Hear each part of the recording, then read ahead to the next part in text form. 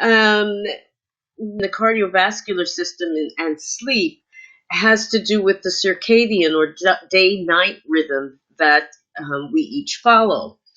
And if that this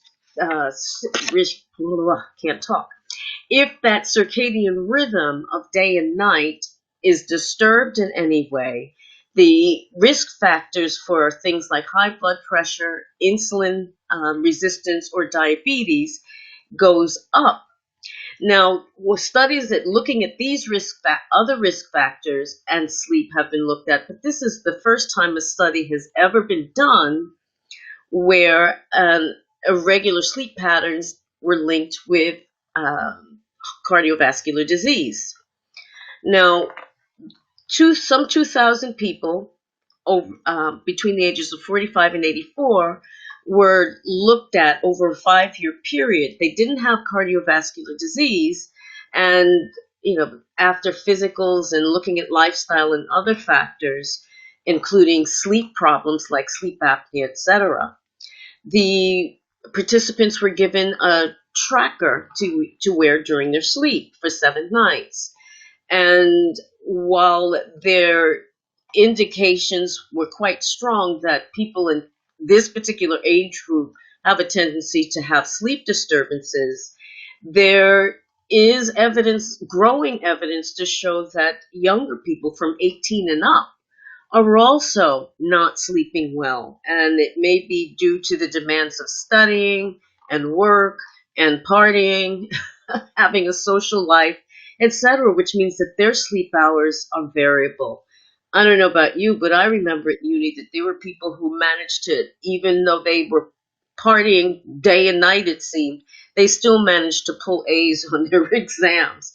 But at what cost to them in the long term?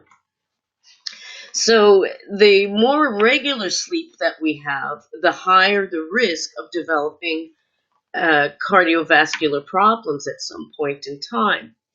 But that's not the only thing that is impacted by poor sleep.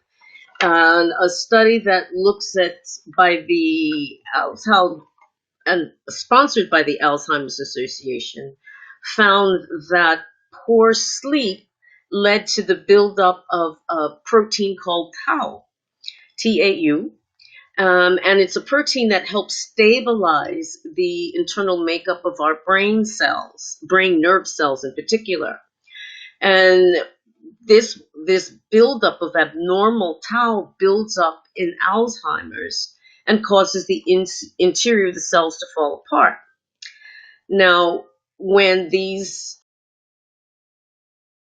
particular abnormal proteins start knots or tangles, which is a key sign of Alzheimer's, frontal lobe dementia, and lose body disease. Now, during sleep, in normal people, these tau proteins and other toxins are actually flushed away from the system during sleep. But it takes place at the deepest levels of sleep, which requires us to sleep long enough for the proteins to be eliminated. So losing sleep completely or having disturbed sleep disturbs the circadian rhythm that allows for this garbage removal, if you will, from the brain. So the more deep sleep we get, and this particularly REM sleep at the deepest levels, the greater the ability of the brain to be able to remove these tau proteins and other toxins. Now, when a study done in 2017 found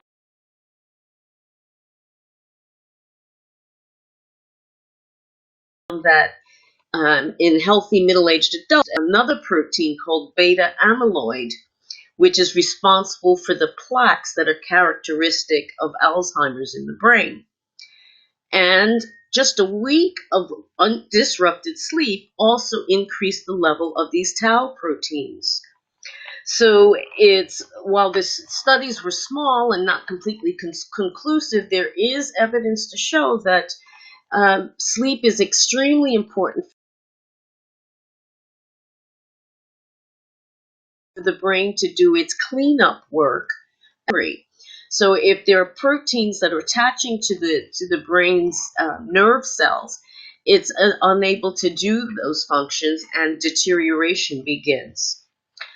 So get your sleep, guys. Do not binge on the box set. Save some for even for the next day, because the lack of sleep, and particularly lack of a regular sleep routine, is detrimental. It's not going to help you in any way, and you can't make up that sleep debt. The damage is already done.